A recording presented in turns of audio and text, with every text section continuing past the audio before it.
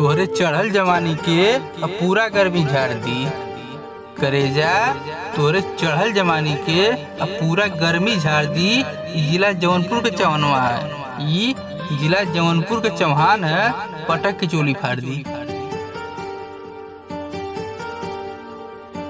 कि जा तरू आजमगढ़ के मेला देखे, कि जा तरू आजमगढ़ के मेला देखे। अरे गोरी आजमगढ़ छोड़ा जौनपुर में आवा तो के टेम्पू पे बैठाई, जिला जौनपुर के जलेबी खियाई। चारों तरफ से लागत ताड़ू चालू, कि चारों तरफ से लागत ताड़ू चालू। अब पापा के परी कहालू, कि चारों तरफ से लागत ताड़ू चालू। अब पापा का परी कहालू। अरे बतावा ये करे जा का करे चौहान जी के टोली में जालू।